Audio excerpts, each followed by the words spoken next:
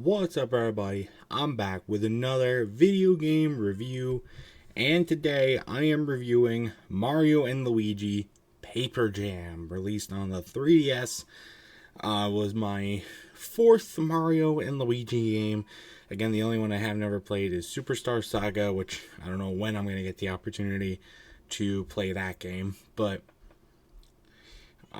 this one I was able to get to play. Thank you again to LikunMiffery for letting me borrow this game so that I could give it a chance to play. So once again, as always, thank you for that. So, I've had some mixed feelings on the Mario and Luigi series through the first three games that I played: Dream Team, Partners in Time, and Bowser's Inside Story. So where does Paper Jam rank into this? Because it's, another Mario and Luigi, but now you throw in a Paper Mario collaboration. So I got some thoughts on it. Let's jump right into it. First off, I thought really smooth camera movements, clean graphics, and it's one of the newer games, and it's really good. The more 3DS games that I play, it really astounds me how much the graphical, how well graphical wise these games have kind of held up on a handheld system that didn't have the best specs or whatever, but they definitely held up pretty good here. So that was really cool to see. I think the collab between the regular world as well as the paper world, I think that is cool. I wish there was more Paper Luigi. We get him a little bit at the very end, but I kind of wish, you have Mario and Luigi regular, but you only have Mario in the paper. I just kind of wish, you had a Paper and Luigi as well. That would have been cool. But I think the collaboration of the paper world, they dove a little bit too much into that, because Paper Mario's attacks are some of the better ones in the game, and that kind of neglects the other two. Because they have to kind of adapt the Mario and Luigi formula-esque thing to fit the paper, so they kind of dive a little too heavy into that. And it's not horrible, but it could have been executed a little bit better, if you know what I mean. I do like that we get the hammer right away. I think that's a really good thing to do, because it encourages using the hammer a little bit more, because you get to experience it and test it out and utilize it right from the get-go. So I liked that we had that, instead of having to find it as an item during the game. I kind of wish the menu icon didn't cover up so much of the map. It's more than half of the screen that the menu icons take up, which, so the map is small, it's really hard to navigate, and it just kind of becomes irrelevant.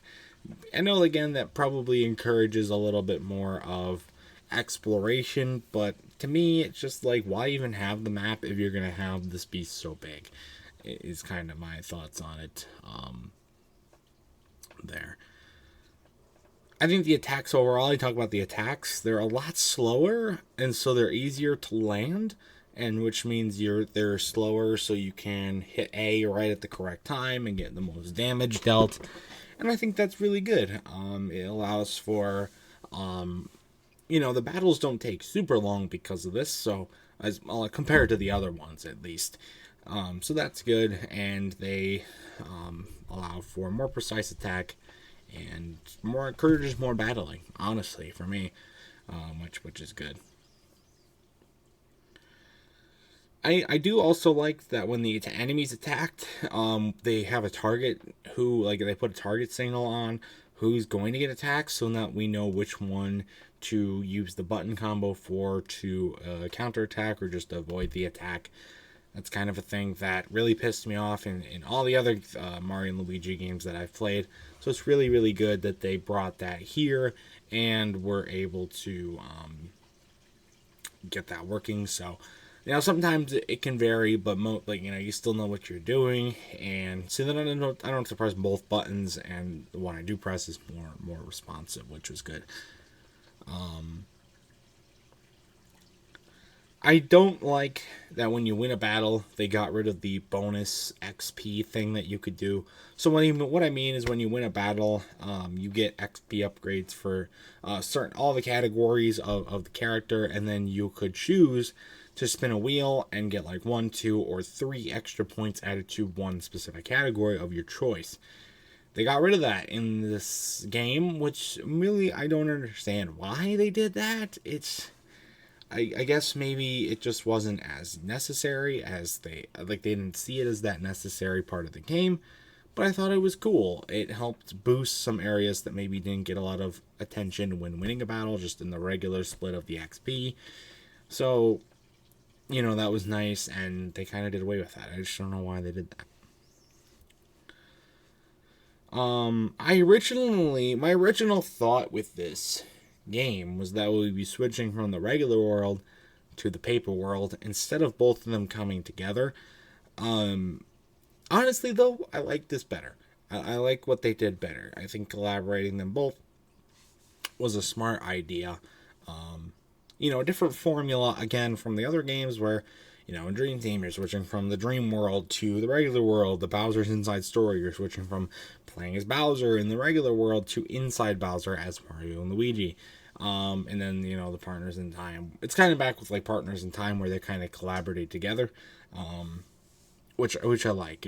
I like that better. I do like the reference to the year of Luigi when, he said, yeah, you had a whole year after you. God, what a failure that was, wasn't it? But it's nice that they did a little callback to that. Also, where's the henchmen and the block people? I really liked both of them in the past games, and they're gone. That doesn't make any sense to me why they would get rid of them. Another thing, why would you get rid of it? If it wasn't broken, why are you trying to fix it? You know what I'm kind of saying? The Save Toad missions, they get really annoying fast, and they really shouldn't be necessary to continue. And, that's fine, that you want to have those because you want to try and save all the citizens of the town. But make them side missions, make them bonus missions, make them just extra stuff. Don't make them linear in the story progression of the game.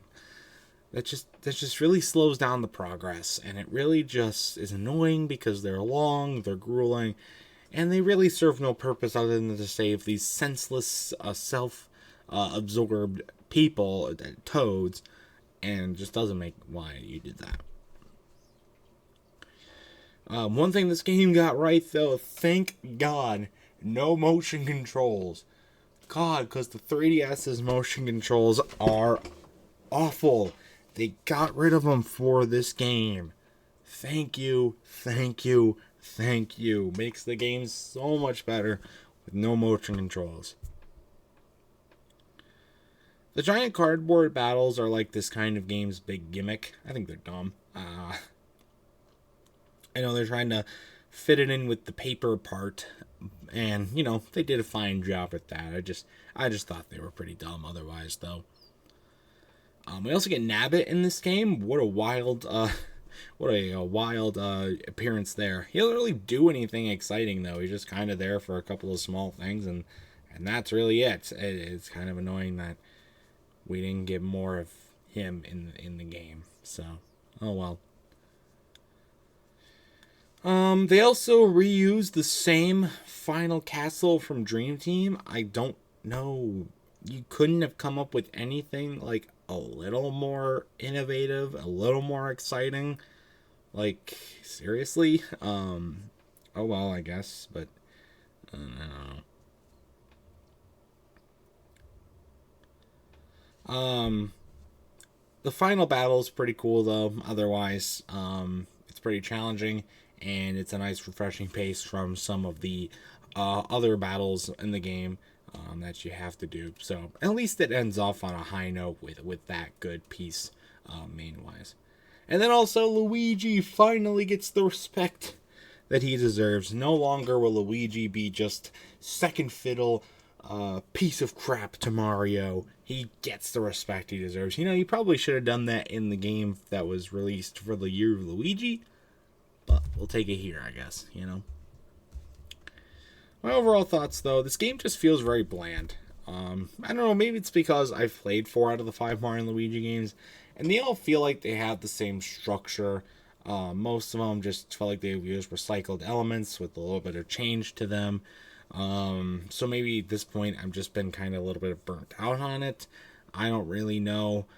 This game also didn't really get a lot of great reception overall from the crowd, so maybe that's why, to me, I just kind of go along with that. But I don't know, it just doesn't, it didn't bring anything special to the table. The paper aspect was the big thing, and that's good, but it's not anything kind of like what we got with Bowser's Inside Story, even like Dream Team, or something like that. So it's kind of left wanting a little bit more. And it's kind of a weak ending to the Mario and Luigi series. We haven't gotten any new releases since this one. This game came out pretty late in the 3DS's lifetime, and now we're on to the Switch. I would love to see another Mario and Luigi game come to the Switch, but at this point in the Switch's lifetime, I don't think we're going to see that at all. But I would like to see it maybe make a little bit of a resurrection, kind of get it back to what the thoughts were about it around the time of Bowser's Inside Story and Dream Team. Would have been nice. So, but overall, my final score for Mario and Luigi Paper Jam, probably going to have to give it a 7 out of 10. It's not a horrible game, but it's far from great. And so it's just kind of you know? But if you've ever played Mario & Luigi Paper Jam, I'd love to know your thoughts about it in the comment section down below. And that's going to do it for this video. So stay tuned for much more amazing content, including more game reviews and other awesome stuff. Until next time, I'll see you guys later. Goodbye.